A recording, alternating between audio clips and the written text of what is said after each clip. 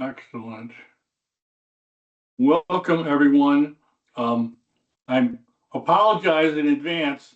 We're not going to talk about BEAD until item 8 on the agenda, so hang in there. We will fill you in. Actually, I'll be asking Ellie to kind of walk us through what the next steps are and so forth.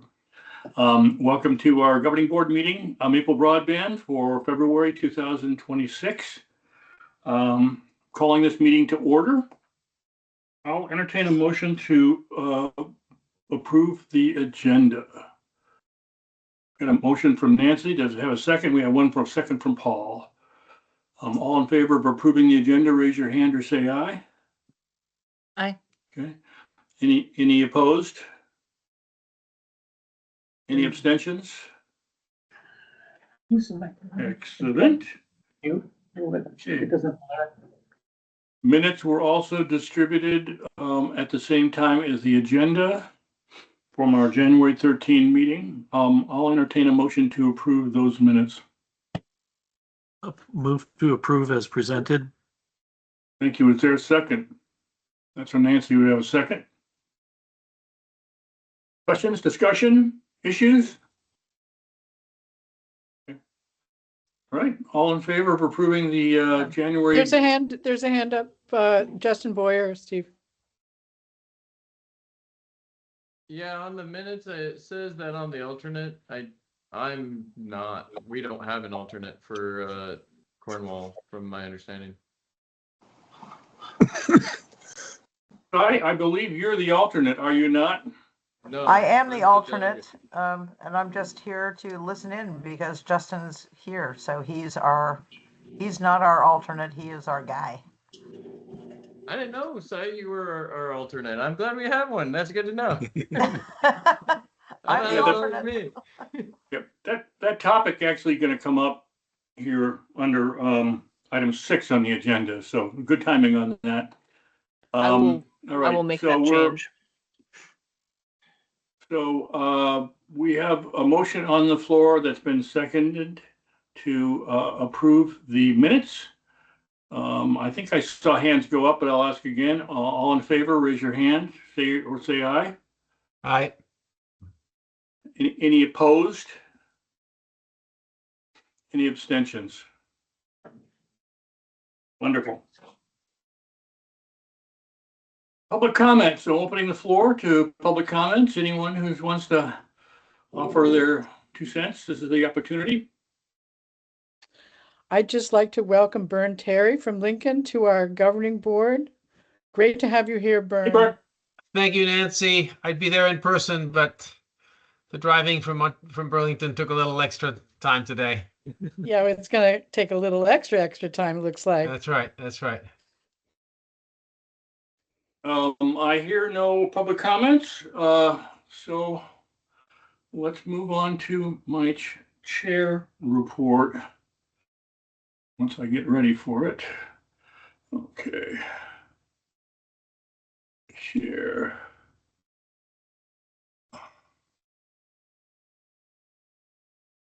All right. So this is kind of a catch you up on what's been going on, but also something that I heard. Ellie and I attended the VCBB monthly meeting on Monday, and they were duly impressed with the progress that all the CUDs had been making over the span of the last few years. And the chair of the VCBB commented that this is the best thing that's happened to the state since rural electrification. And it just, I second that. I think this is incredible. Rural electrification was put into place by FDR during the New Deal, and it took them 10 years or 12 years or so to move to ensure that about 90% of rural addresses in the country had access to or had electricity. And look at what we've done in much less time. There's a couple of slides here for you. These are ones that were with Ellie's help, and she engaged the folks at Vacuda to create these documents. It's a little hard to tell what you're looking at. I think the one thing that's kind of instructive is that over here, this is back in 2021, this blue stuff is all fiber. And this is the granddaddy of all the CUDs, EC Fiber. They gotten all this stuff done moving into 2021. They had more fiber deployed prior to that, but they still have done a lot way back in 2021. And then you looked at the CUDs kind of taking on the work over the span of the next few years. And this is what it looks like. And you can see our little Addison County down here, and you can kind of get a sense of it. I wanted to take you into kind of a close-up. And there's a couple things that I want to call to your attention. One, again, is you can see what the world looked like back in 2021, where we had a lot of coaxial cables serving some of our larger community centers, and very little fiber. And then you move fast forward to 2026, and it's just, from my perspective, it's awe-inspiring, the amount of work that we've accomplished. And I show the map all the way on the right side of the page, kind of to remind you that it's not just the people that were on this, that are on this call today, or the delegates from WCVT towns like Bridport and Addison, Panton, and so forth. They're receiving that same quality of service. So if you take a look at all those gray areas on that map, and then pan over to the left to see all the blue lines that are up there, WCV's keeping up their end of the bargain. They're making sure that they're building as quickly as they can, and the BEAD work that's going to be awarded that we're just seeing forthcoming does include funds that will be directed to WCV so that they can continue their efforts. So we're all working together here, and this huge accomplishment that we're finally past this big threshold on BEAD is just something that I can't speak highly enough. This is a once in a lifetime experience. This is never going to happen again in our lifetimes. We're really getting something amazing done that maybe should have been done a while ago, but at least it's getting done. So that's my chair report. Any comments on that? Questions? Yeah, this is Mike. I have a question. Does WCVT also participate in the long drop program, just like us, or like Maple Broadband? Yes. They do. They also applied for an award under that and received one. I don't have the sum handy, but would have been in the October VCBB meeting minutes, the amount they received. Okay, yeah, yes or no is good enough. Thank you. Okay. Governing board quorum. I want to kick this off a little bit, and then I'm going to pass it to Ellie. The executive committee has been progressively more worried about attendance at our governing board meetings, and we're kind of engaging a number of different activities to try to promote participation. It's of great consequence, and I'm hoping that Ellie can kind of expand on that. But it's very important that we achieve quorum, and prefer that we receive massive quorum at our governing board meetings, because that's really a sign that we're doing what we're supposed to do for our communities. And for towns that have alternates, we want to make sure that you're connected with your alternates, so that when you can't attend as a delegate, that you can reach out to your alternate to make sure that they fill in for you. That would help a lot. Ellie, would you care to expand on that? Well, thank you, Steve. I think you've covered a lot of it, but so just to give you the background, obviously it's important to make sure that we have people show up to provide the governance, which is why the governing board exists. And but in order to reach quorum, the statute requires us to have more than 50% of our member towns in attendance at the meetings. And so we have 2 towns that don't have delegates appointed right now. Sorry, 3 towns that don't have delegates appointed right now. No, sorry, it's only 2, Panton and Whiting. So that puts an even higher burden on the rest of the towns or the rest of the delegates to show up. So we wanted to have some time today, as Steve said, to just raise the issue and talk about it a little bit, and let you all know that your attendance participation is important, both in terms of achieving quorum and in terms of having eyes on what we're doing and asking the questions and giving the validation. And then as we have, and in this year, the news about BEAD is quite relevant. There are going to be some big procurements in this year. And so it's going to be important to make sure that we have quorum, so we're not delaying the procurements. And again, that we have multiple eyes on what we're putting forth as recommendations from executive committee. So one of the things that we're going to be doing is for the towns that have both a delegate and an alternate, we're going to be making sure that you are aware that there is an alternate, the delegate's aware that there's an alternate, and that they have the contact details. Because a number of you are great about emailing me or Steve or the both of us when you can't make meetings, which we really appreciate. But if you could take it a step farther and include your alternate and try and get the alternates to be able to show up, because we all do have inevitable conflicts that sometimes come up and make it difficult to come. And then we have this recurring item on the agenda as well about the delegate appointments for the towns that don't have delegates. And so, again, it's just worth repeating here. If any of you know anyone in those towns that might be willing to serve, that would be really great. And the other thing is that the statute is actually does not, interestingly enough, the statute is silent on the residence of a town's appointed delegate.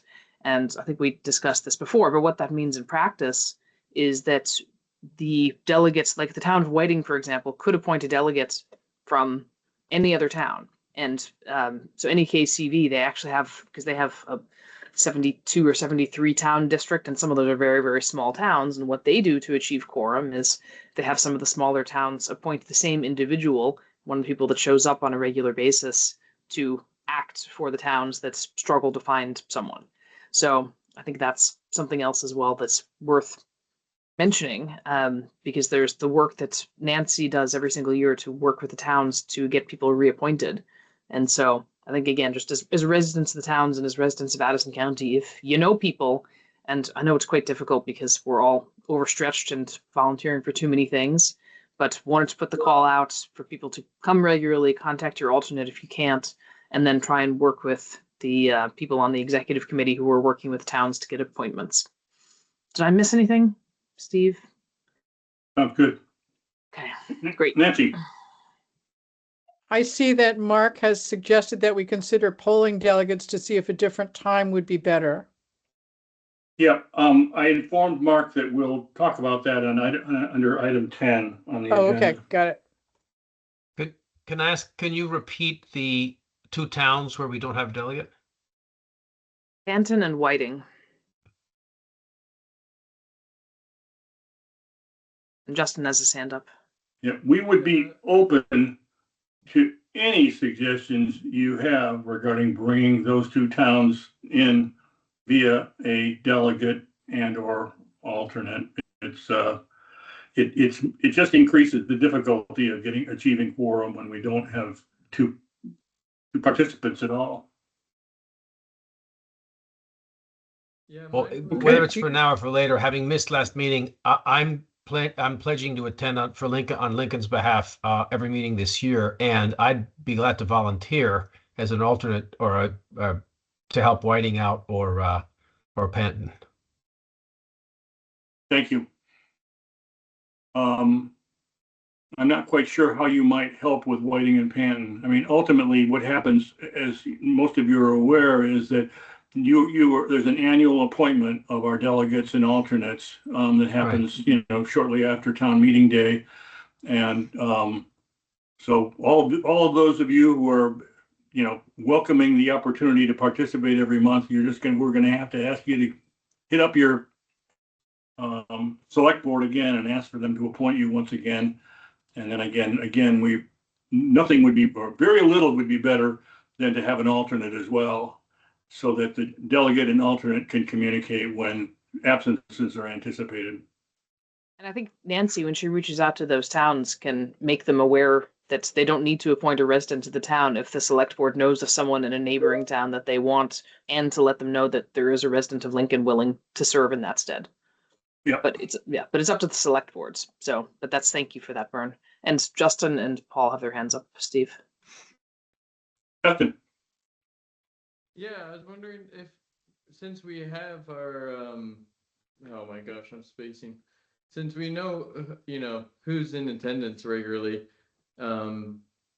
is it frowned upon to maybe just reach out to the people who are having trouble being consistent and being like, hey, do you still have the bandwidth for this? if you want to shovel this over to my plate or something, I'm happy to do that.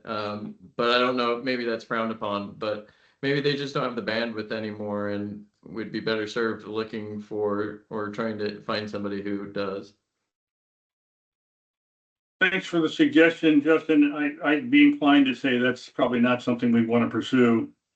What we do sometimes, what we find we've done for our executive committee meetings is we have, since we've only got a handful of participants in our executive committee meeting, we have only 5 people involved in that.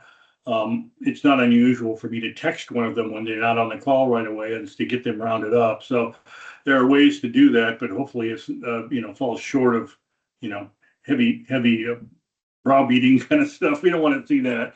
It's really kind of not, it's not who we are. So, Paul.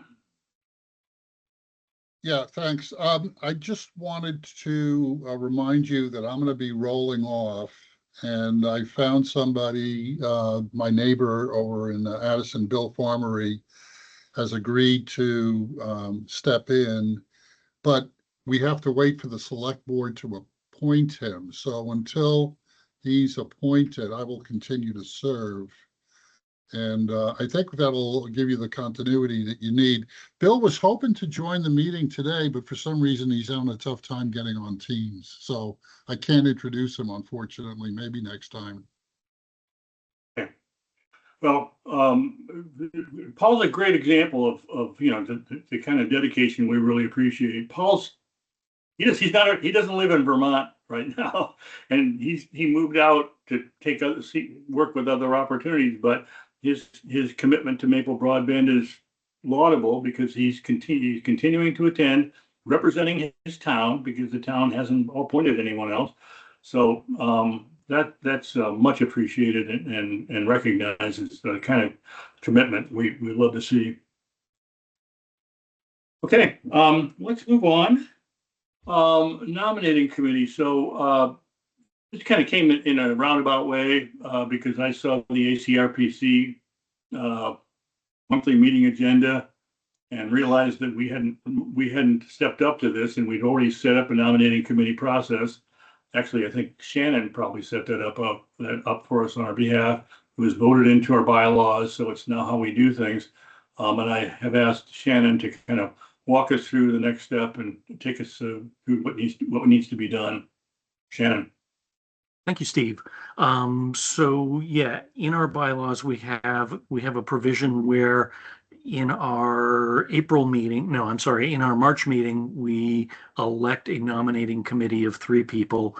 The easiest thing for them to do is to talk to the people who are already on the executive committee and see if they're willing to continue to serve in that capacity. We don't have term limits on the executive committee. If they need to fill any voids or vacancies, then that nominating committee will try to find somebody within the governing board who is willing to step up. And then in our May annual meeting, we get a report from that nominating committee and act on that and elect officers and at-large members of the executive committee to continue to serve for that next year.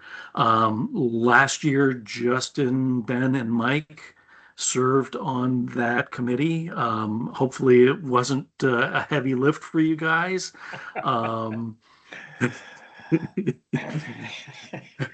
Mike is laughing because he participated via email a little bit because he was traveling at the time. But thank you very much to all 3 of you for participating. So tonight we're just saying, hey, if you're interested in participating, let us know. And then in our March meeting, we will elect the nominating committee and then get them to proceed on their work and then hear their report. And again, last year I kind of served as staff to help shepherd that process through with them. I'm happy to do that again so that it's not on Ellie's shoulders. But we can proceed as that. Thank you, Justin. So we have one person who's already said, yes, I'll do this again. Yeah. Me too. Okay, thank you, Mike. So that's Yeah, it two. was so much fun last year, you know? Why don't we just run it back? I'll do it too. There you go. So we have three. Thank you, guys. If there's anybody else who's interested, again, we're not electing them tonight. That'll be at our next meeting. But if you're interested, let me know, let Ellie know, let Steve know, and then we'll get you on the docket for our March meeting. Yeah, And if there are any questions. Yeah, my recollection, Shannon, when we talked about this time last year, it is a pretty quick process. It doesn't involve hours and hours of commitment on the part of that nominating committee, does it? No, it was, we had one Zoom meeting or Teams meeting to discuss the findings, and then put forth a report. So it was pretty quick and easy, pretty painless. Excellent. Thank you so much. Sure. And thanks to those of you who've already offered to help in this Absolutely. effort. Hey, updates. Item 8. Let's talk about BEAD. So I think the most important thing, and I'm really going to lean heavily on Ellie about this because I think she's really been in the weeds about this. So first of all, I should also acknowledge the fact that the BEAD application the application itself is a product of hundreds of hours of Ellie's time providing application materials associated with it, and then working with WCBT to ensure that they're engaged as well. Our success with the BEAD application really is largely as a result of the fact that we've got a spectacular representative speaking on our behalf at all of our meetings and so forth, Ellie de Villiers. So thanks again, Ellie, for all you do and bringing it to where we are now. And so I think and I was going to talk to you about this beforehand, Ellie, but I think you probably have this in mind as well, is what I'm most interested in is when are we going to build? And building involves having money, and it involves being compliant in order to do all that work. And I think my recollection, based on some of the things you said in the past, Ellie, is that there's a number of steps that we have to work our way through before that happens. And I'm hoping you can kind of give us walk us through those steps as chronologically as you can. Yeah, I will. And let me start off by saying, so thank you to that. This thing has been so many years in the making that I can't even remember hardly how long we've been talking about it. So this is it feels anticlimactic in a way, but also it's a big milestone. So so obviously the very first thing that I am doing is I just issued a press release a couple minutes before this meeting. We were working on drafting it yesterday, which turned out to be good timing. So we had something to work with this morning to get that finished. And whoops, there's Adam again. And London Middlebury is our marketing firm. And so I'm going to be working with them as well on getting the word out on, for example, Front Porch Forum posting, announcing this. And I lost my train of thought. And one of the things that we're looking to do as part of that, as part of the general marketing communications around it, is to put up on the website a blog post that talks about the history of the BEAD program, where we are and what's coming next, and just to set expectations around how long things are going to take. Because I get, not a lot, but I do get a number of emails from residents in areas that we haven't gotten to yet, asking like what's going on and when is there going to be service.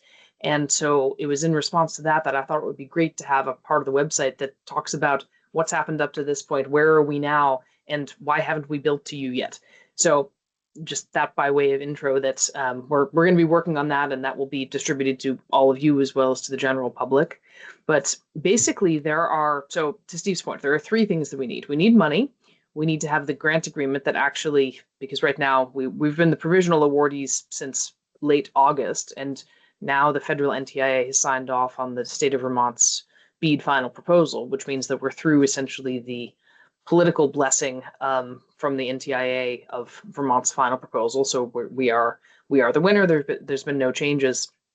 And before we get our grant agreement, the state of Vermont has to receive approval from another federal agency called NIST, which is essentially looking at the state's ability to do grant administration. And we're not expecting this to be terribly burdensome or difficult. The state of Vermont and the Vermont Community Broadband Board in particular has the history of the $250 million for ARPA funding that it's been managing with grants to CUDs and others for the past several years.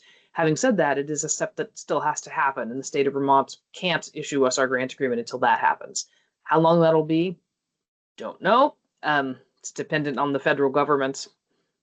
So I will just leave that one there. I think hopefully we'll start to get some more estimates from VCBB when they have a sense of it, but I will just caution everyone to have the same caution that I have, which is that we just don't know how long that's going to take. And so we can, similar to this announcement, we can plan for it to happen soon, but perhaps set expectations that it may take a while. So that's the one thing. Second thing is money. And so obviously until that grant agreement comes out, we're not going to get money as part of the BEAD program, but we did receive a matching grant from the state of Vermont in the amount of 3.7 million. And that grant, actually, I need to check. We already submitted an invoice for the first milestone to that grant, which was being provisionally approved. And I need to check the next milestone because it might have been having the final approval be in there. But so we might be able to invoice for that second milestone. I could check that when we move on in the agenda and come back and report. But conceptually, we do have the working capital to start construction. And that was the intent of the matching funds from the legislature is number one, to help CUDs participate. And number two, to set it up as working capital that regardless of the milestones of the BEAD grant itself, that we would have enough money to be able to get going and not be worried about getting money from the BEAD grants before we could break ground. Having said that, the final thing, which Steve mentioned, is we're not allowed to begin construction on this. And WCPT, it's the same thing. It's the same grant. We're not allowed to begin construction until we have been approved under the NEPA, the federal NEPA process, which is essentially describes a process and procedure for environmental permitting. And that part we have known for a very long time that we can't do anything until we basically get the NEPA thumbs up.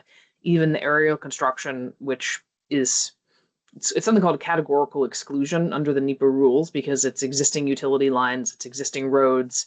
Having said that, you still need to have your entire project and procedure checked off before you can begin even the things that are categorical exclusions. So the state of Vermont, the Vermont Community Broadband Board Office, they are well aware of this dependency because essentially for us to start, we need to get that NEPA approval. We could theoretically, because we have the money, start construction after we get the NEPA approval, even before we have the grant agreement. That would be at our risk, but the request for applications allows for that. But until we pass the checkpoint of having the grant and having the NEPA approval, we are essentially in the process of, we're essentially in the state of we can engage in design and any sort of desktop work around permitting, but we can't actually get going until that happens. So Paul's got his hand up. Yeah, Ellie, I have no idea what NEPA is. Can you provide some context? Oh gosh, what does it even stand for? National Environmental Protection Policy Yeah. Act. National So is Environmental that- Policy Act. So Is that so an it's not agency in the Vermont government? it's not an agency. It's a federal process, and it's not an actual permit. It describes a process that you have to start and you have to finish and you have to get the thumbs up. And we haven't been through this before. This is the first NEPA for me, and maybe if someone else on the governing board has been through NEPA, you can help assist. But there are NEKCV has been through this for some of their grants, so we're not in CUD land without any expertise of this. But we need to understand this process and figure out how to optimize it in order to be able to break ground as soon as possible. Okay, and that's something that you're focused on right now, obviously. All right, Yep. thanks. Is this something you want to say, Shannon? Yeah, I was just going to say that it's a process that a lot of projects go through, especially transportation projects.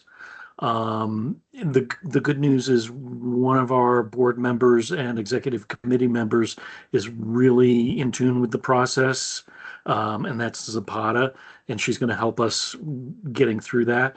But I've encountered it just more on transportation things, and it can be a little onerous, but and if Adam is still on, he may be able to provide more details, but it's a national program.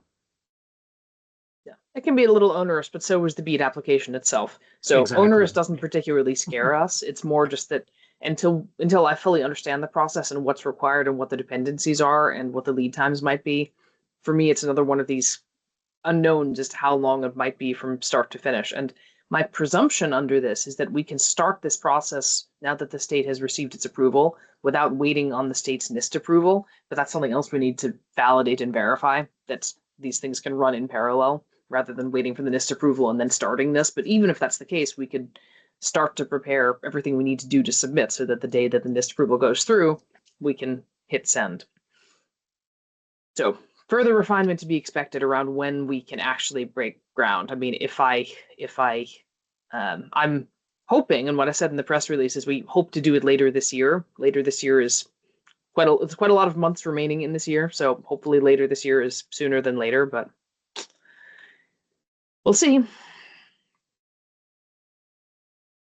So, and to add to Ellie's comment, I think what we've been doing so far prior to the new, finally being awarded bead, is we've done a lot of things that don't involve even spending any money, but preparing for spending money. So, for example, preparing a request for proposal for equipment, for cabinets, and other resources that we're going to need for the work we're doing. Basically, we've done quite a bit of that already, and it's basically everything's kind of waiting at the gate, and Ellie controls that gate.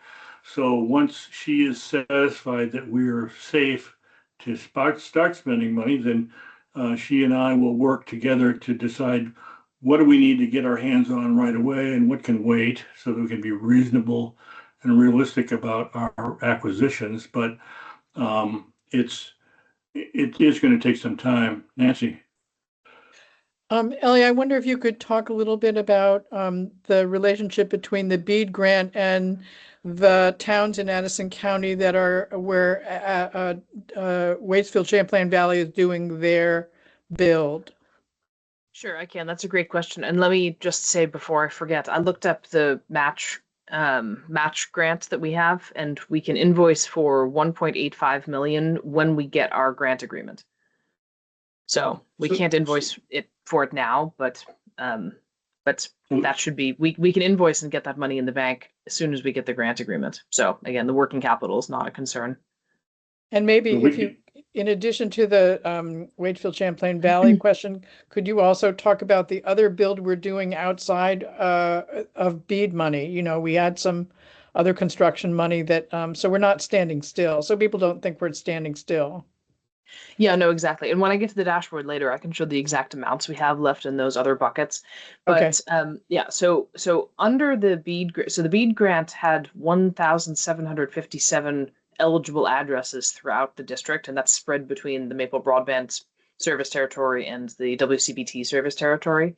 Most of the WCBT addresses that still require service are in the towns of Lincoln and Starksboro, and those are the ones. So what we did in the press release is there's, I think, just about every town in the district, with the exception of the 4 towns where GoNetspeed has its enhanced ACAM program, which made those addresses ineligible for BEAD funding. Every other town has, I would be shocked if there wasn't at least one address, but the majority of the build outs are in the towns of Lincoln and Starksboro to be served by WCBT, and Ferrisburg, New Haven, Middlebury, and Ripton for Maple Broadband. So those are the remaining larger builds. So, and then to Nancy's other point, we have this. So this is 2026, and by the end of this year, we need to spend down the remainder of our ARPA money. So that's our ARPA pre-construction grant, our ARPA construction grant, the funds that we received under the ARPA program from the towns, as well as the ARPA match from the VCBB that matched the town contributions. So we need to spend all of that money. And as you guys know, because we've been talking about it for some time here, we have been holding up on finally pulling the trigger on how and where to spend that money for two reasons. One is that we wanted to make sure that BEAD actually happens and doesn't fall through. And I think at this point, NIST approval is really an administrative thing. It's not the risk of it falling through is, I don't want to say zero. There's no such thing as zero until we have a signed grant agreement and money in the bank. But I think the risk of BEAD not happening now is approaching zero, which is great because it means that we can now move forward with finalizing the plans about how we are going to spend the money. And there's another reason, but I lost my train of thought. Oh, the other reason is that Middlebury and Ripton, we don't have the detailed design completed. And so as a result of that, we for efficiency, we want to put out all of this work to bid as one project, regardless of how it's being paid. And also, and this is important, some of the areas that we may be building are in Middlebury and Ripton, and you can't, I don't want to say you can't estimate the cost of building areas until the detailed design is done, but when the detailed design is done, you have much more accurate estimations of costs. And so we've been working since actually August in the provisional BEAD award with our engineering firm JSI to be going down from high level design into detailed design for Middlebury and Ripton. So even now they promised me by the end of this week, the estimated costs for all of Ripton and most of Middlebury, with the exception of 2 serving areas, which is going to be feeding the work I'm doing to inform my recommendation to the executive committee and later to the governing board about how to spend the rest of the ARPA money.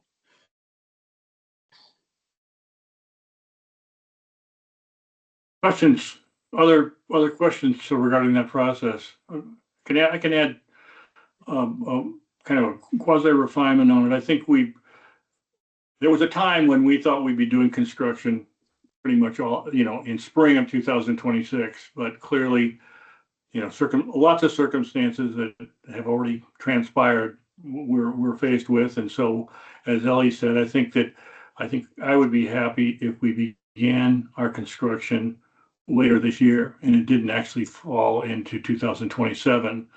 But it's unknowable. There's just too many critical path items that are in our way right now that we need to sort out. The other item that is relevant is that permitting in Middlebury is not the same as permitting in Ripton because it is located in the Green Mountain National Forest, and there's a lot more constraints associated with the work we do, and there's a lot we need to gain a lot more in-depth understanding of what we need to do to be compliant with the National Forest Service and other entities there. So kind of at a high level, I said this a while ago, and I think it's already going to be wrong. I was going to say we're going to be building out Middlebury in 2026 and Ripton in 2027, and I think that ship has sailed. I think we'll probably be building Middlebury later this year and into next year, and then Ripton will follow, if only because there's all kinds of contingencies. One where we had to deal with, understand is that you can't apply to do construction work in the Green Mountain National Forest anytime you want. There's 2 windows in a year at which time you can do your application. So there's a lot of constraints associated with the applications we need to submit. And there's also a lot of information we need to acquire so that we're being reasonable about it. Part of what Ellie wants to do, which I think makes a lot of sense, is we're going to get the entirety of our network design for Ripton done through our engineering firm. And so we have in our hip pocket all the detail that we need to furnish, if needed, to the permitting authorities up there in an area to ensure that we can make this efficient and trouble-free. So again, it's kind of a 1-2 step. I think the big message here is we should, without concern, be able to begin construction in Middlebury. When we're done with construction in Middlebury remains to be seen, but probably we won't turn to Ripton until we're near the end of the Middlebury process. Does that sound about right, Ellie?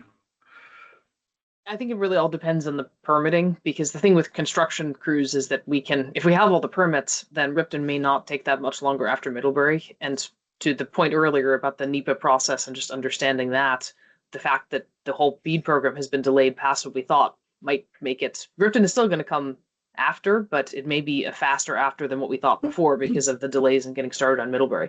And the other point as well is it's not just Middlebury and Ripton we're focused on because that's where the design isn't done, but there are large areas we're building in Salisbury and Leicester, in Ferrisburg, where we have, in parts of New Haven, where we have the detailed design already. Nancy. Do you, Ellie, do you have information from Waitsfield Champlain Valley about timing for of their build for Starksboro and Lincoln?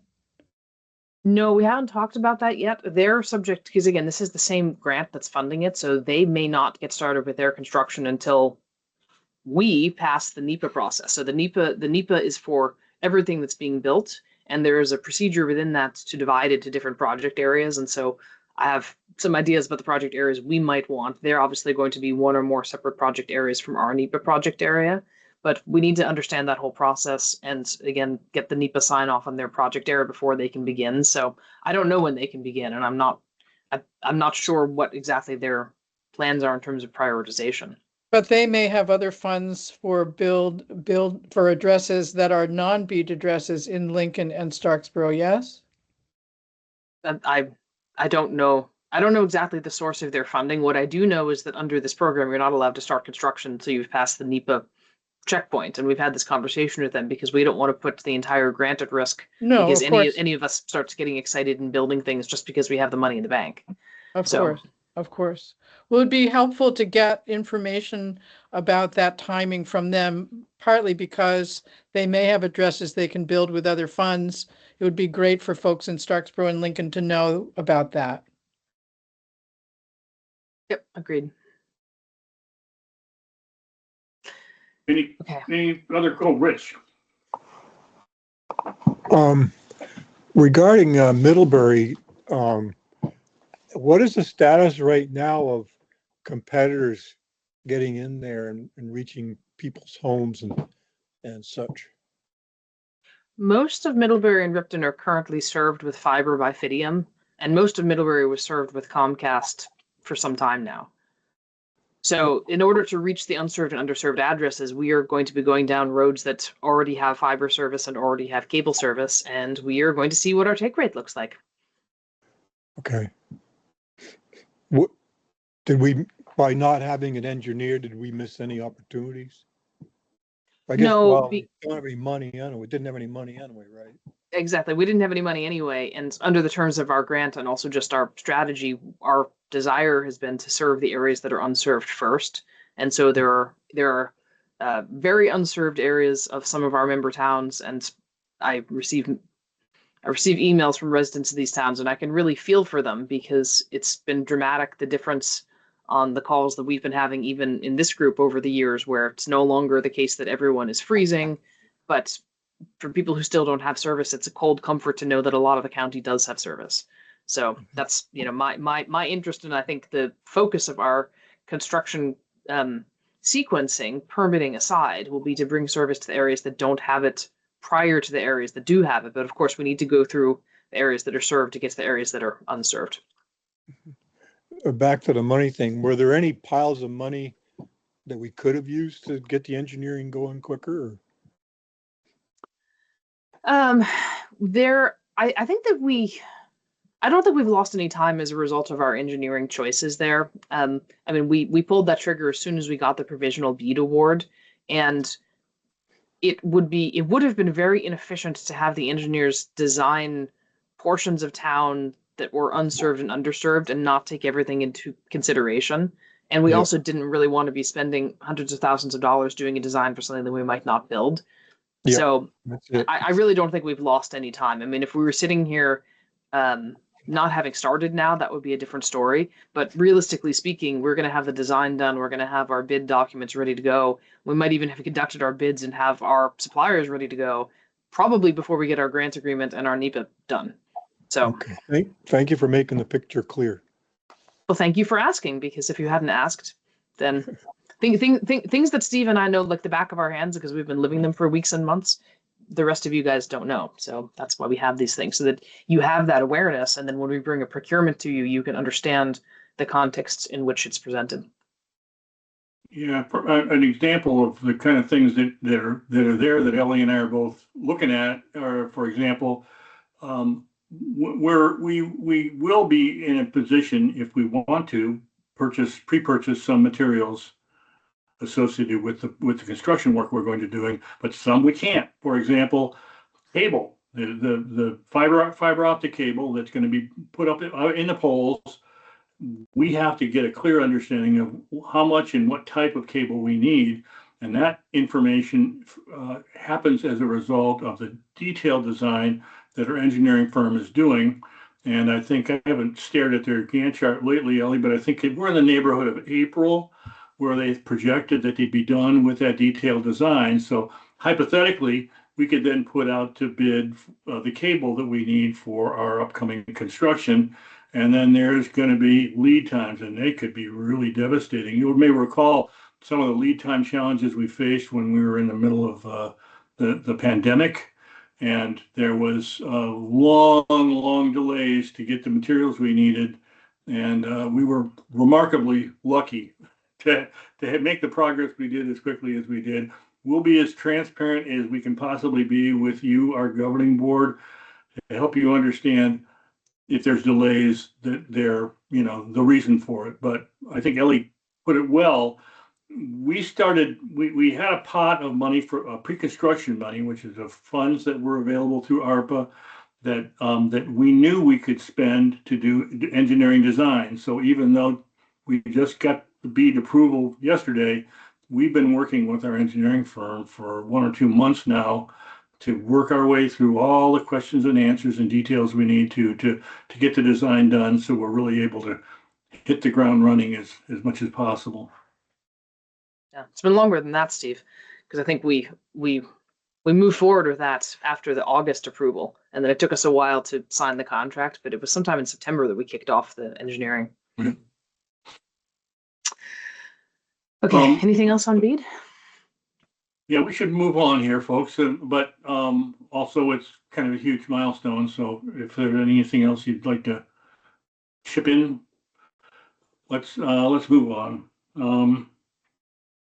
Okay, affordability programs. I guess this is an Ellie item too. Ellie, if you would. Yeah, so as you guys know, we have 2 linked affordability programs. One is the LEAF program, the Local Equitable Access Fund, which is a $30 a month subsidy for income or otherwise qualifying households. And then the other is the Affordable Drop program from the VCBB. We still do not have our Affordable Drop grant agreements, but I did receive some updated wording from the person at the VCBB that's working on that yesterday. So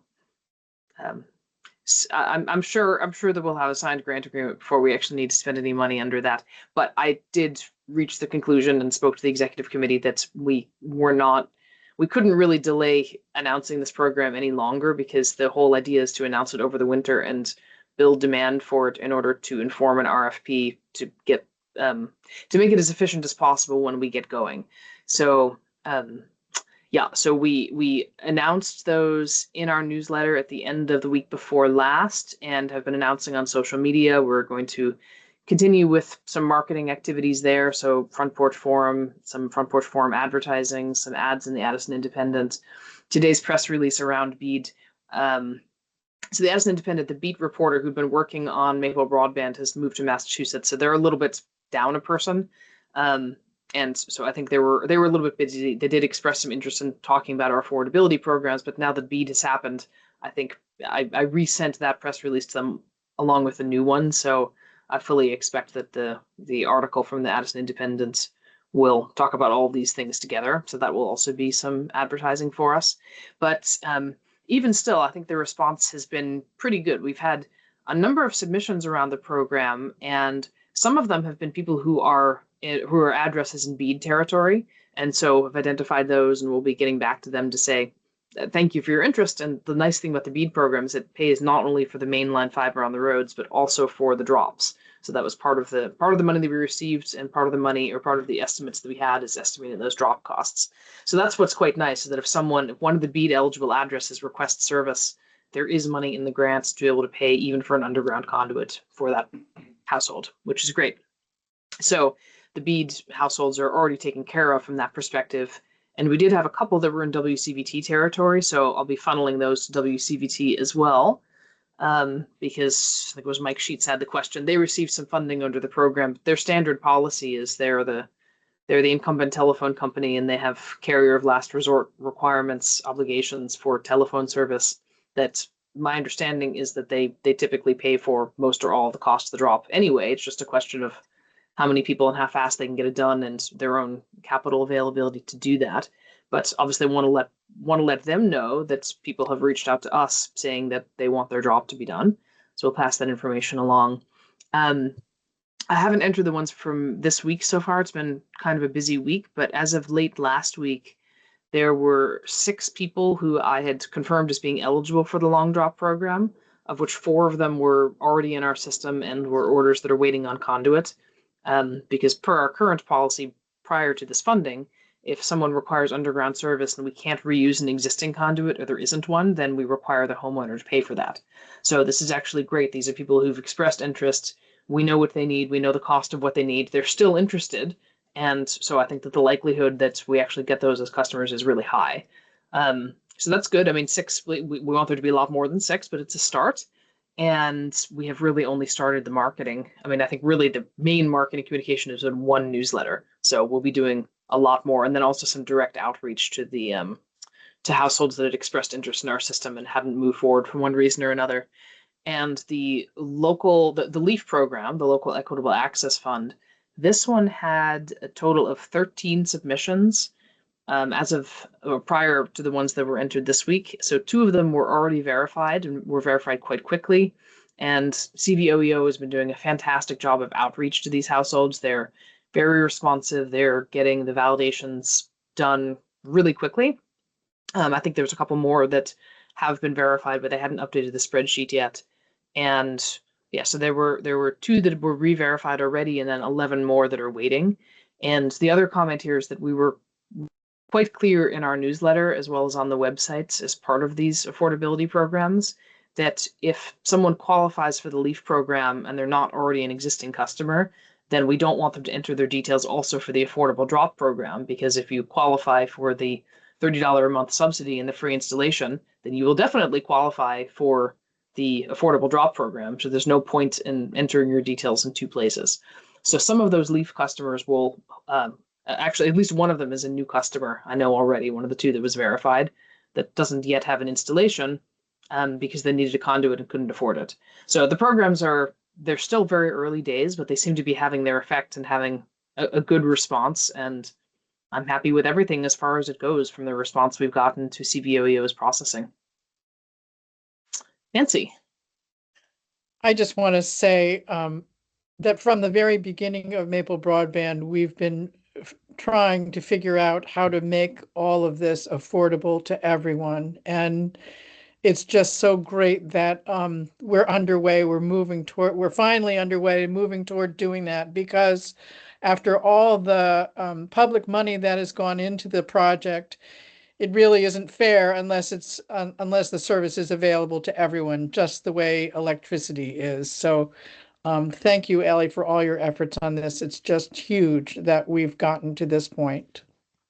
Yeah, thank you, Nancy. And I mean, obviously, we're providing a service to our residents by being able to do this and facilitate access and affordability in this way. But I'm also interested in the data that we gather from this and how we can use that to inform policy discussions and political discussions throughout the state, because we happened to announce this the day that we had our Vacuity Day at the legislature. And so I definitely made the point of telling the Senate Finance Committee that if a ISP the size of Maple Broadband is able to self-fund a $30 a month subsidy for income qualifying households, I'm not really sure why other companies can't.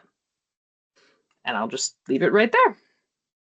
So good on us. And I love the data that we're gathering so we can actually better understand the demand and how many people actually really require this sort of a service. And yeah, so I think it's exciting all the way around. Let's move on. Keep you on the spotlight on you, Ellie. Tell us about marketing, please. All right, marketing. So I've talked about some of what we're doing. So our focus for this year up to this point has really been on getting the back-end systems ready for the affordability programs, announcing them, getting the word out there. We still have a lot more to do there. There is now also BEAD that we're going to be talking about. And as I mentioned earlier, making the part of the website that sets expectations around how long things will take. So there's that. And I have to find it here now. Oh gosh, I have way too many things open. One of the requests from the governing board in previous meetings has been to understand what are the volunteer opportunities for events over the summer or just in general over the year. And I have to find that. I had it up and now I've lost it. If you hang on 1 second, I will find that and share with you. Hopefully it's not more than 1 second. Too much longer. Here we go. Here we go. So, share my screen. Okay. So this sheet here is showing these are the events that our marketing firm is recommending that we sponsor and the amount of the sponsorships. This is all well within our promotional budget that was passed last year by the governing board. If anyone has any ideas about events that you think are worthwhile sponsoring that are not on the list, by all means, let me know and we will pass them on and most likely have the budget to be able to sponsor them. And there is also here a column of whether or not volunteers are needed, yes or no. So a lot of these don't require volunteers. The regular couple things on the agenda is obviously Addison County Fair and Field Days and the Addison County Energy Fair, which is 1 day, and then Middlebury Farmers Market, which is a recurring event on weeks throughout the summer. And so you guys will also recall that we put into our marketing budget for this year having these events that our marketing firm has identified. It's important for us to be out there in the community so people can actually see us in the real world. A lot of our marketing is digital. We're going to be doing some more mailer marketing to areas either where we've just turned up service or where we want to increase the take rate. And that's great, but there's really no substitute, especially for a local service provider, of actually being out there. But again, there's only so many hours in the day. So it's difficult for me to be at all these events, although I do try to do some of them. So we want to make it as easy as possible for volunteers, whether governing board members or other volunteers, to be able to sign up and participate. And part of what I've spoken to London Middlebury about is that it makes it much easier if we have a proactive list of what events need bodies when, and then also we make it as easy as possible. Where do you need to show up? What do you need to bring? What are all the expectations? People can understand what, when, where, what they have to do. Because we're all busy people, and if we have to figure out what volunteering means, then we're probably not going to get around to it. So this is the sponsorships and events, and then this tab here is the actual dates. You will see on here as well door knocking. We've been talking for some time about how great it would be to, again, whether it's volunteers or potentially paid resources, professional or from the community, to go out knocking door to door and just politely raising awareness of Maple Broadband. A lot of our competitors do this. There's reasons why they do it. There's ways to do it that are not obnoxious and intrusive, and we want to be doing that as well. And yeah, and then that's just another grouping. So this is available. I can share this out with the entire governing board so you guys can have a look at it. And the only other thing I want to say is that there's another deliverable London Middlebury is working on, which is the marketing campaign schedule throughout the year, because we've had a campaign around affordability. We're going to be doing some work around BEAD, and this is just the regular volunteering and sponsoring of events.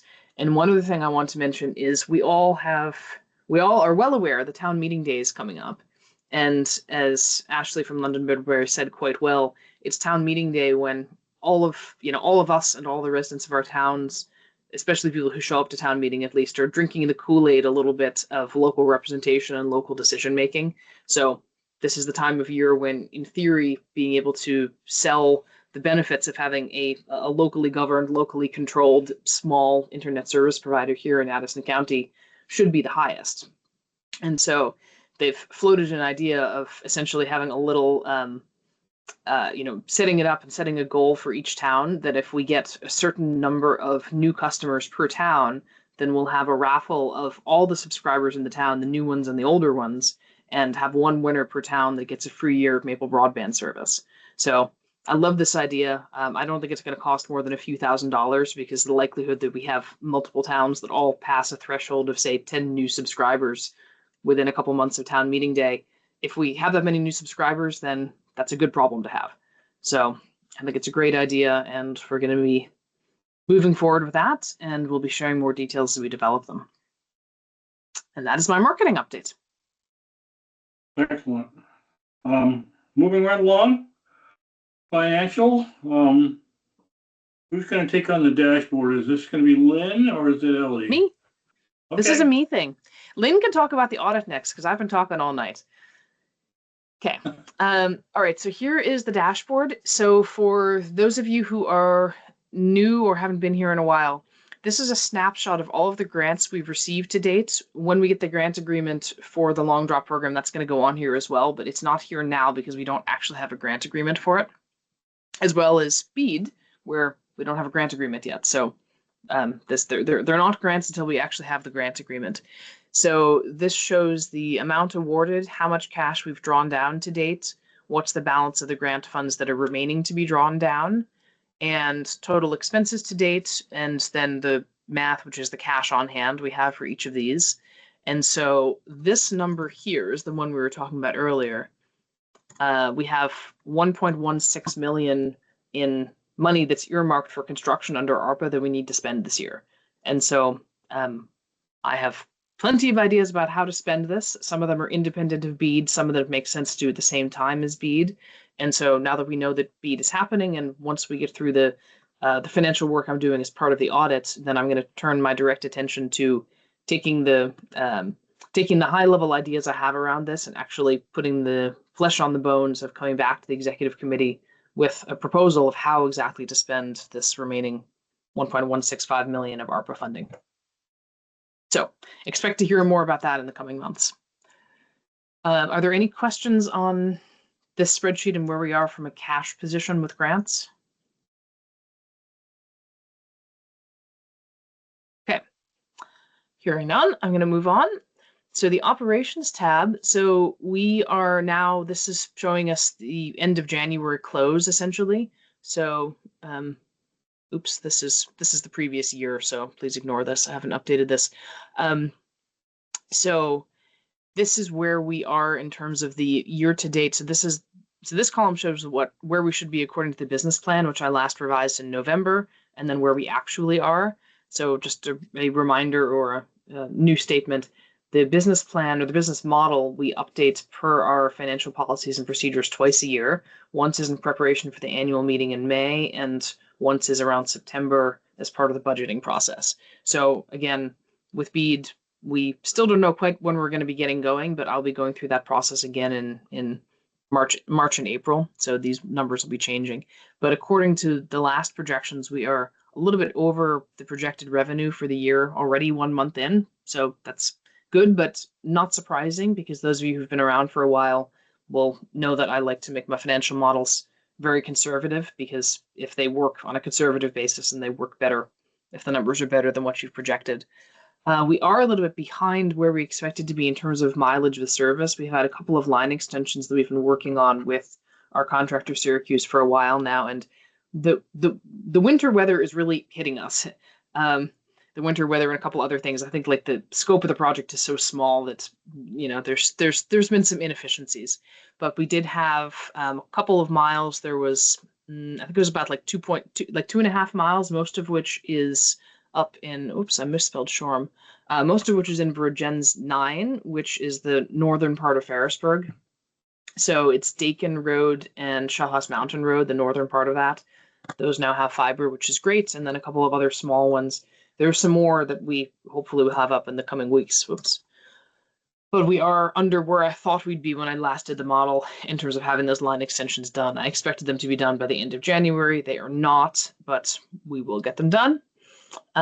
We had 10 new installations in January versus the model predicting 12, so that was kind of close. And our active subscribers is right about as predicted with 662. And as of the end of January, 123 on the phone service. And yeah, not too much change in the product mix month over month. So are there any questions on where we are from a revenue or customers or mileage passing standpoint? Ellie, how many miles how many miles have you estimated we'll be building as a result of BEAD? Is it 100 some odd miles? Oh, I don't have that number handy. I don't want to lie.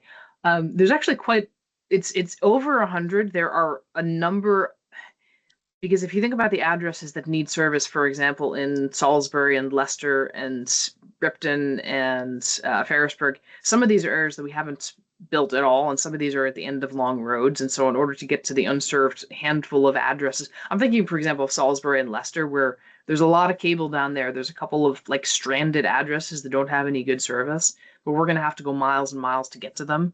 So I don't have the number handy. Okay, thank you. And then the final thing, so Paul's got a question or comment. Yeah, I have a comment. Every time you show this, I am amazed at the accuracy of your forecasts, Ellie. You've done an amazing job predicting where we're going to be. So I just wanted to give you a shout out for that. Well, thank you, Paul. I'll repeat what I usually say when you do that, which is that when you update it twice a year, your accuracy is going to be a lot better than when you do one projection and then you don't touch it for 2 years. But having said that, yes, I do try to be as accurate as I possibly can in these things. So thank you for that. So the one final thing is, this is the so this is the this shows the budget to actual, which we look at on a quarterly basis. And so this is the year-end close. And so in the fourth quarter, we had our typical numbers for subscriber. We didn't have any grant income. Oops, I missed one. We didn't have any grant income in the fourth quarter. So that looks lower than some of the quarters where we actually did have, grant income, different than grant revenue, but money coming in. This is cash basis. And then this is where we landed in the fourth quarter in terms of these other numbers for operating expenses as well as capital expenses. So I don't know if there's really too much that I have to say here. I think this is all pretty much, I mean, if you look at these percentages here, are budget to actual, and either we're sitting at basically where we expected to be, which is around 100%. There are a couple of things that are lower because this is cash basis and not accrual basis, like insurance is popping out. We did have a big insurance expense for this year, but we changed our insurance period so that we paid the invoice in this year. So it's that expense was budgeted for last year and we're paying for it in this year. So, and that's just some of the nuances that happen because we do accrual accounting, but then obviously when you're doing your budget to actual, that's cash basis. So there's little things that don't always align up like that. And the other thing, I think we talked about this when we did our budgeting, is we were significantly under on our advertising and promotions line item. And we have kept that at a higher level for this year. And we do intend to spend it this year because we really want to be driving the take rates and driving the subscribers and getting the customers in there to grow the business over the longer term for a bunch of reasons. Firstly, because it helps our business. And secondly, as the point made by someone, because we are sitting here with non-trivial competition. We have broadband competition already at nearly 80% of our passings. And some of what we're building, we're not going to have broadband competition. And a lot of what we will, if you look at our total passings, for example, in Middlebury and Ripton and Salisbury and Leicester, where we're passing a bunch of cable, there is going to be broadband competition.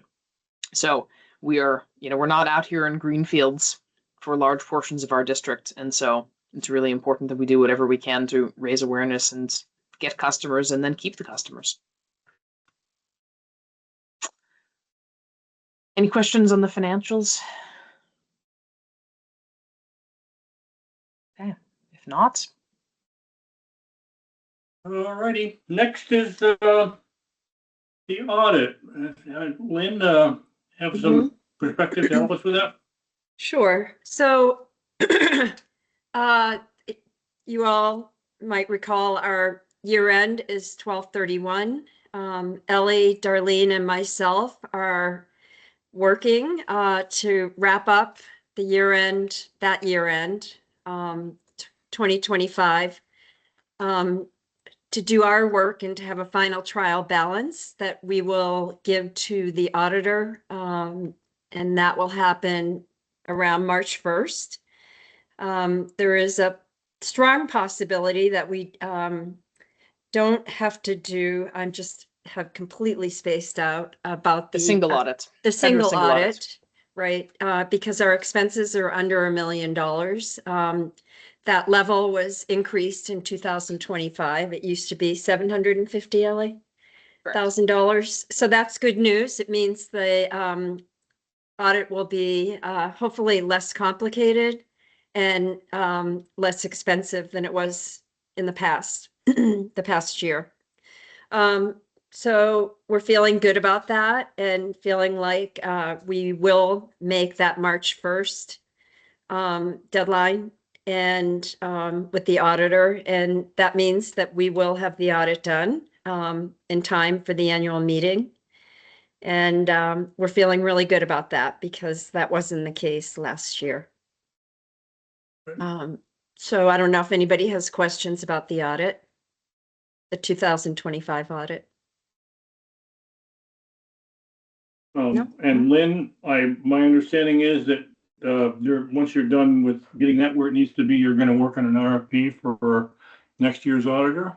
Yes, Ellie and I are working on that, on the RFP. That's something that I would like to sort of have the rough draft ready for the finance committee to review.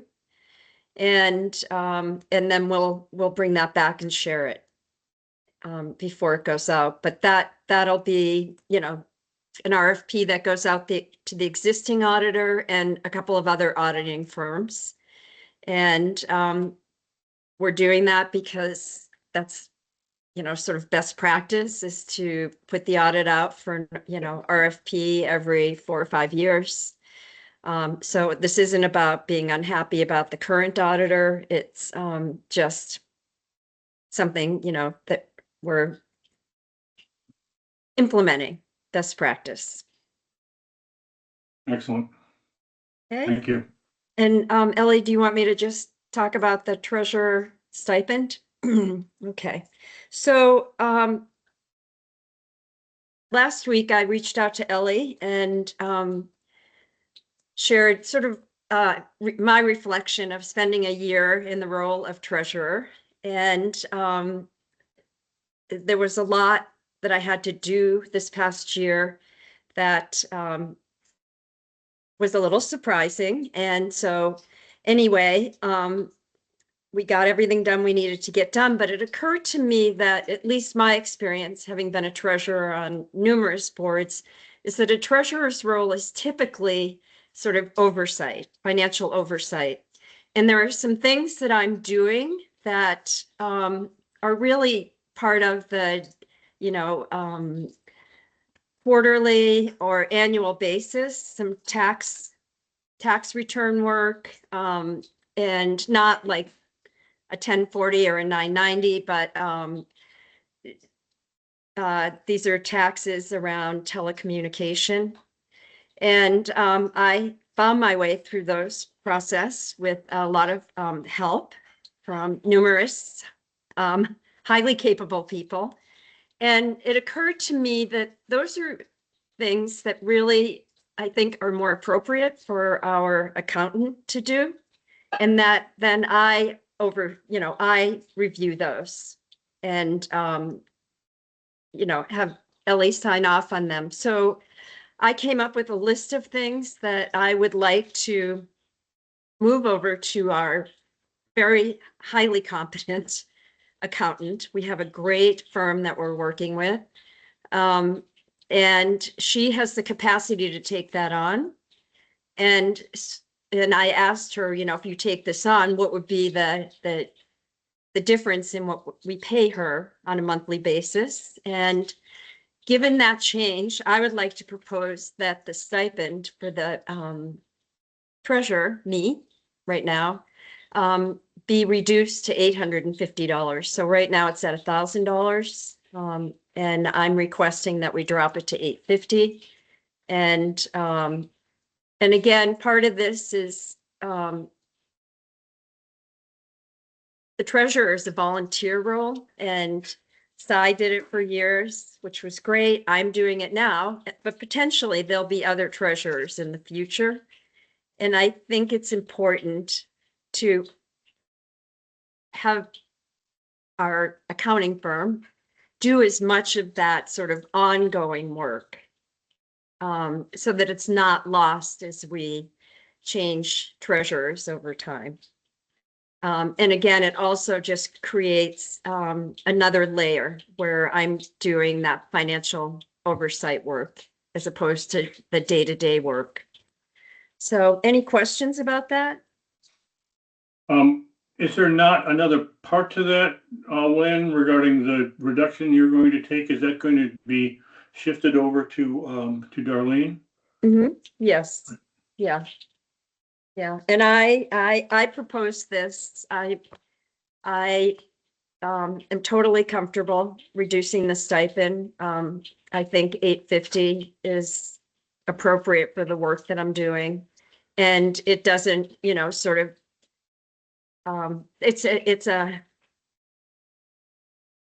it nets out that change in terms of our monthly operating expense. Excellent. One thing that occurred to me we haven't talked about, Lynn, is right now we have financial policies and procedures, and they're pretty granular, as I recall, and they kind of describe who does what. Is that going to have to be revised to get Darlene more engaged on some things? So Darlene today produced something called an engagement letter. This is something I asked her to do, was to come up with a granular list of what she's providing in terms of services. And I will be providing, a list. This is, to kind of keep in our executive committee file of the work that I do as a treasurer, the work that Darlene does. And again, it's an effort to prevent having things fall through the cracks. And now that BEAD's coming on, there's going to be another infusion of cash, and which is great. I'm super excited about that. And I just think, as Maple Broadband continues, I feel like we're getting, things in really good order, which I think is important. Yeah.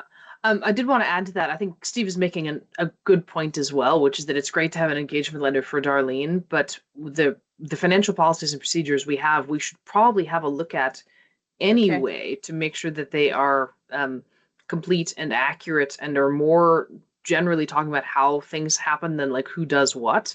And it also, because I think, Lynn, there's a lot of institutional knowledge that you have and I have and Darlene has, and we should try and write it down to make sure that we don't lose. I mean, like, for example, all of the federal grants that we've had to date have been reimbursement basis, and the long drop grant and the BEAD grant are fixed amount subawards. And if that doesn't mean anything to any of you, that is totally fine, because I didn't know what those things meant either. But it's important that we actually write it down within Maple Broadband so that if there's changing of personnel at some point, or I mean, there will eventually be, that we keep that information for the processing of those grants throughout their performance period, and just in general. Okay, that's great. I think that's really important.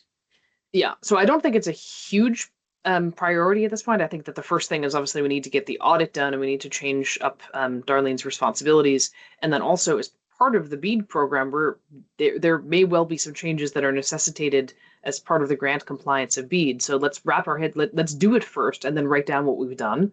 So, but I think it's good thing to keep on the radar. And I think, so I'm not sure of the procedures here. I know that the governing board voted for the stipend for the chair and the treasurer way back when. And so I don't know that we have a procedure around it, but I feel like it might be safest if the governing board takes a vote to approve Lynn's reduction of stipend from $1,000 to $850 a month, effective from this month, I guess. So to be clear, you're asking for a pay reduction? Yes. Okay. Yeah. Because Darlene, who's our accountant, our bookkeeper, is going to be getting we're going to be increasing how much we pay her per month. And so Lynn is essentially suggesting that her stipend be reduced by that amount in order to make it neutral from a budget standpoint. Yeah. Okay. Mhm. And I can report that on multiple occasions, the executive committee has heard Lynn and Ellie speak very, very highly of Darlene and the work she's done. She's another diamond in the rough, if you will. We really lucked out with her, and we're really grateful to have her. And we've the executive committee not too long ago actually approved a bonus to her for some of the work she'd been doing. And so this is kind of an easy sell. And so I'm going to make a motion that we approve reduction in Lynn's stipend down to 850, was it, Lynn? Yeah. 850, and then take the 150 that we've reduced and increased our bookkeeper Darlene's salary accordingly. Is there a second? Second. We have a second from Shannon. Discussion. I have a friendly amendment. It's not a salary of Darlene. It's not a salary. It's yeah. It's a consulting fee or whatever. Yeah, she's She a bookkeeping contractor? firm. It's a bookkeeping firm. Yeah, salary would mean something different. I mean, she's on contract with us. Okay. Yeah. So do I need to amend my motion?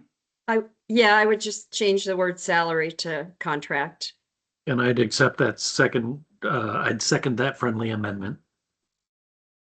Okay, further discussion. Okay, all in favor, raise your hand or say aye.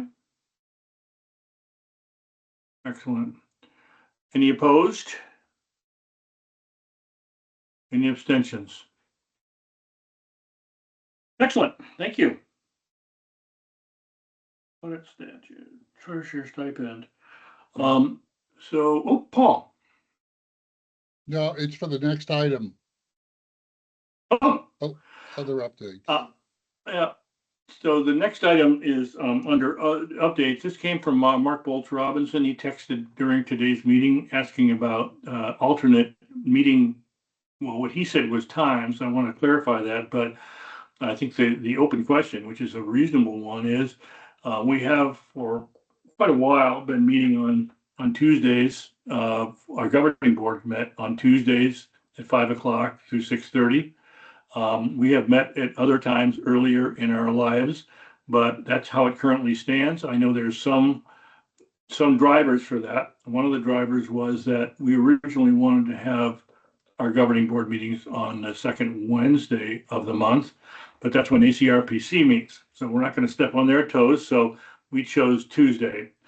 We also have chosen to establish the meeting day farther out in the monthly calendar to accommodate some of the bookkeeping work that needs to be done so that we can be as transparent as possible when we do have our financial reports that we deliver to the governing board. So I think with the exception of that, I don't know, Mark, if you want to speak to it, were you particularly interested in changing the time, or were you also interested in talking about changing the date?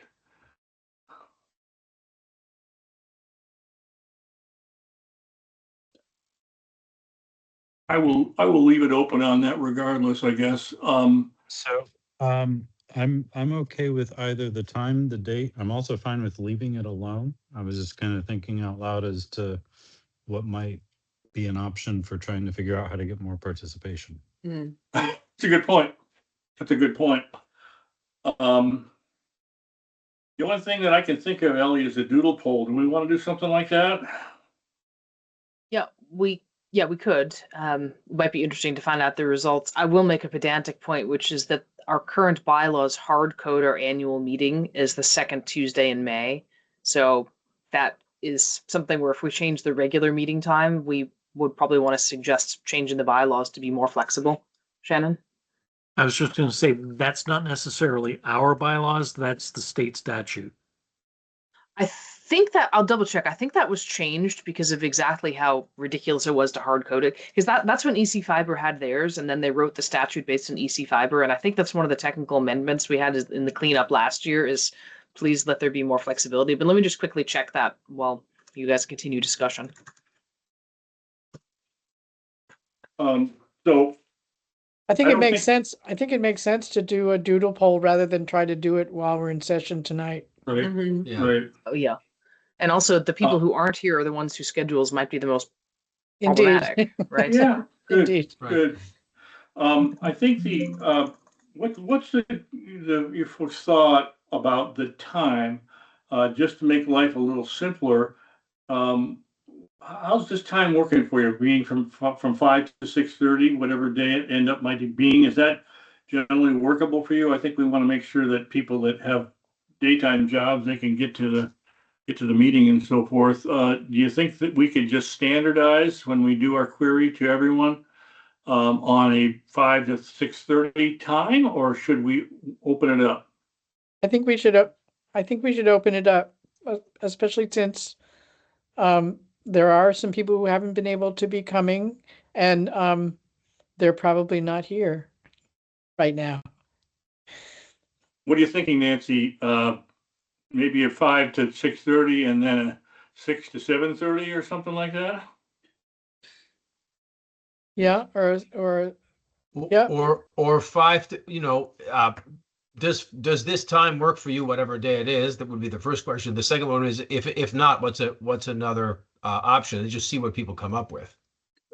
Okay. And if three We'll make people it come up open-ended. with something that's similar, we can go back. Yeah.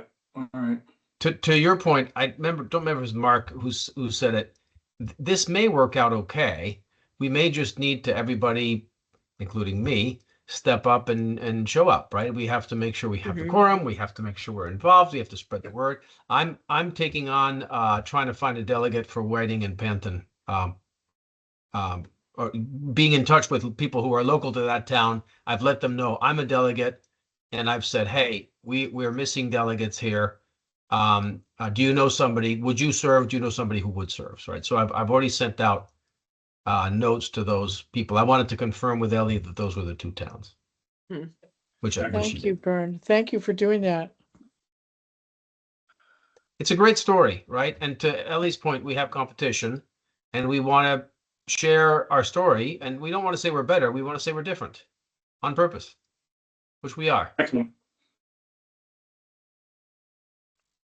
So, I think we have a consensus on a doodle poll. I don't think we have a consensus on the time. I can tell you my only personal experience is that besides Maple Broadband activities, I also participate in a couple ACRPC activities. One of those convenes their meetings at 7, and the other one is a 6:30. So the fact that we're holding these meetings at 5, at least on my narrow experience, is pretty early. Early for me. I love it. I get up early, so it's not a problem for me, but it really needs to be. I think we're all, especially the executive committee, everyone is really focused on trying to juice the participation in our governing board meetings. So, how are we? Can someone tell me how we're going to ask for consideration of other times? Maybe we can do that in the doodle poll if we want to just say pick a day, and then maybe we have that discussion later. I don't know that much about doodle polls. Yeah, it's actually kind of a hard problem because you can ask for preferences on times. I mean, they're designed for picking specific dates and times, but it's quite difficult because we have a number of variables. There's day of week, there's time of meeting, and a number of us sit on other boards, and there's certain other board meetings that create conflicts. I don't really know how you dedupe that across 30 or 40 people. Yeah. Well, I mean, if we let people choose all the days of the week that would work for them and all the times of the day that would work for them, then we'll be able to find out what works for the most people. But we'd also have to ask that by week of the month, because if you have a board meeting that's the second Thursday, right, then you can't say Thursday doesn't work when in fact Thursday could work for you 3 out of the 4 weeks. So maybe what we need to do is like first Monday, second Monday, third Monday to find out the dates that are the conflicts for existing boards. Ugh, you're right. But it becomes a lot of questions. Well, we'll noodle it through. We'll figure it out. Justin. And Nancy, are you gonna lead the charge on drafting it? No. Okay. I don't think I'll draft it, but But I'll be thank you for glad to, asking, Vern. I'll be glad to partner with somebody or to be a number two and or to help try to simplify the look and feel of it so it's not overwhelming. If we make this too much of a test, we're not going to get a lot of answers, right? So we have Yeah. that we have that problem Yeah. also. Yeah. I like the idea of well, I have some thoughts about it. I don't know who wants to take it on. I don't think I can lead it by myself, but I'm glad to participate. Justin, if you want to use me as your contact, we can kick it around back and forth and figure out what works best. I think you may have a better perspective on what it might be worth exploring. So just email me when you get a chance, or I'll make a note to myself and reach out to you, and then we'll see where it takes us. And with any luck, we can sometime between now and our next meeting, we can have something to present. Paul. Yeah, thanks, Steve. I just wanted to take a moment to introduce Bill Farmery, who did join the meeting after we got started, who's going to be subbing in for me.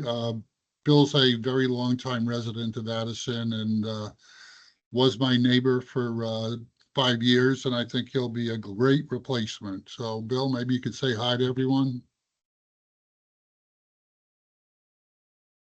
I have to unmute my mic so I can do that and say hi to everyone. I had it muted because I had the dogs in here with me and they were scratching and wagging their tails and thumping, and I thought, oh my God, no one's going to wonder what is this? But I've done a lot of meetings like this, and my dogs have always been a companion.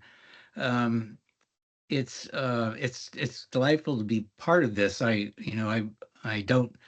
don't know everything about this organization yet, and my general approach to this sort of thing is to keep my mouth shut and learn by listening, and see when I feel confident enough that I can open my mouth without putting my foot in it.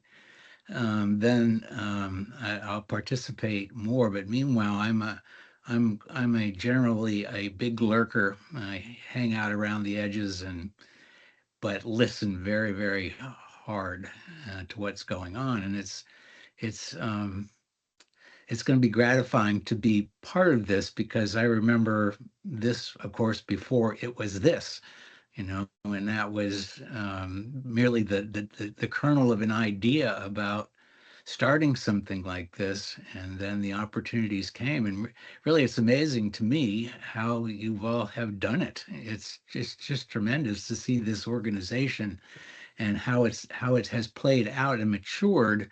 I guess it goes back, in a sense, before the pandemic, right? Isn't that the reality of it? And I think got most acquainted with it by walking around the property there with Paul Nikolic and having him school me on what the thing would be. And I thought, at that time, where we are located in western Addison County, West Addison, I didn't know whether we would end up with WCVT or with Maple. It turns out that we're in the WCVT area, which I finally got about a year ago. That was an interesting experience, and especially because I guess the plan there originally was to run the cable along the lakefront, and then they changed it at some point, and because our street goes right up to 17, that they would just run it down our dirt road and right to our houses, But they didn't bother to tell anyone that, and they didn't bother to tell whoever was building it that was the new plan, because otherwise they'd come and they'd cleared the right of way, and then there was no, and it just grew up again in another year. But anyway, I recognize the challenges. I got on here a little bit late because this was my first experience with Teams. I was a Zoom vet, but this was like, how the heck do I get, how do I get it to open up? You know, so I ended up using a Yeah. version. I worked at the University of Florida for 30 years, and the Teams app that I loaded onto my iPad here came from the university, and so it insisted that I needed to open my University of Florida account in order to participate. And finally, I just said, "Oh, forget it. I'll just say no. I'm not nobody." And then it all happened for me. So it's that's also some of my approach to learning is when I just keep clicking on stuff till something starts to work. So anyway, and as far as the day of the week and the time of the day, I'm perfectly fine with this one. Okay. And then but we'll look forward to what actually shakes out. So thank you very much. Thank you, Paul, for nominating me to do this. I look forward to learning more and being a more active participant in the process. So Thank Welcome, you, Bill. Yeah. thank you. Okay, we're running a little bit over our time, and I think we covered what we wanted to cover. And it sounds like we've got some. I'll volunteer to try to take on bringing Panton and Whiting on board, so that's much appreciated as well. We'll be meeting again on March 10th, and hopefully we'll have a heck of a lot more in terms of progress regarding our success with BEAD. So I'll entertain a motion to adjourn. I have a motion from Paul. Thanks, everyone. Have a good evening. Hi, everyone. Thank you. Bye. Thanks, Nancy.